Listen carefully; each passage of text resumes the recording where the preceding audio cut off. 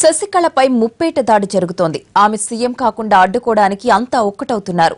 చిన్నమ్మ సీఎం కాకుండా ఆపేందుకే ఢిల్లీలో లాబింగ్ మొదలుపెట్టారు విపక్ష డీఎంకే నేత స్టాలిన్.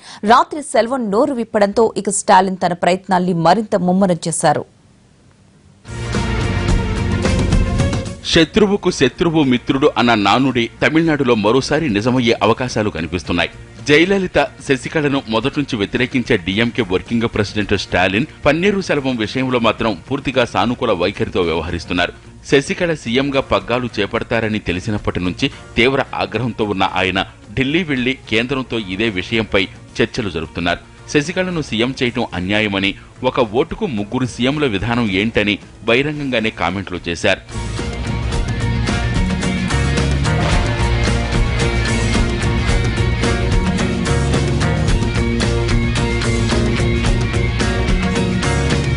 అన్నాడీఎంకే శాసనసభాపక్ష నేతగా శశికళను ఎన్నుకోగానే అందరికంటే ముందుగా స్పందించింది విపక్ష నేత స్టాలినే. జనం ఓట్లేసింది జయకు కాని ఆమె ఫ్యామిలీకి కాదంటూ ఘాటుగా విరుచుకుపడ్డారు. శశికళను సీఎం కాకుండా అడ్డుకునేందుకు ఎంత దూరమైన వెళతామంటూ ప్రకటించిన ఆయన తాజాగా హస్తిన బాటపట్టారు. శశికళను సీఎం పదవిలోకి రానివ్వొద్దంటూ రాష్ట్రపతి, ప్రధాని, హోంమంత్రిని కలిసేందుకు ఢిల్లీలో ప్రయత్నాలు చేస్తున్నారు స్టాలిన్. ఉంటే సెల్వమే సీఎంగా ఉండాలి, లేదంటే రాష్ట్రపతి పాలన విధించాలన్న డిమాండ్ను ఢిల్లీ పెద్దల ముందుంచనున్నారు స్టాలిన్.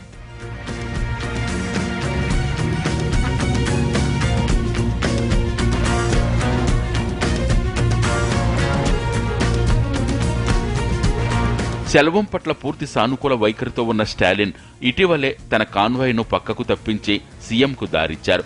అసెంబ్లీలో సీఎం సెల్వం పట్ల మర్యాదపూర్వకంగా నడుచుకున్న సందర్భాలు అనేకం. అంతేకాదు, సీఎంగా ఉంటే అవిశ్వాస తీర్మానం కూడా ప్రవేశపెట్టేది లేదని స్టేట్మెంట్ కూడా ఇచ్చారు. ఇటీవల జల్లికట్టుపై ఆర్డినెన్స్ తెచ్చినందుకు పొగిడారు. ఇలా చెప్పుకుంటూ పోతే ఓ ముఖ్యమంత్రికి విపక్ష నేత ఈ రేంజ్లో సహకరించడం అరుదైన విషయంగానే చెప్పుకోవాలి. ఇప్పుడు శశికళ ఉమ్మడి శత్రువు కాబట్టి స్టాలిన్ పన్నీరు సెల్వంకు పూర్తి స్థాయిలో సహకరించే అవకాశం ఉందని తమిళనాట చర్చ నడుస్తోంది. అన్నాడీఎంకే చీలిక రావడం, సెల్వానికి కేంద్రం అండ ఉండడంతో ఆయనకు మద్దతిచ్చే ఎమ్మెల్యేలు క్రమంగా పెరగొచ్చు. అయితే పూర్తిస్థాయి బల నిరూపణ సాధ్యం కాకపోవచ్చు. దీంతో సెల్వానికి డీఎంకే మద్దతిస్తారనే ప్రచారము నడుస్తోంది.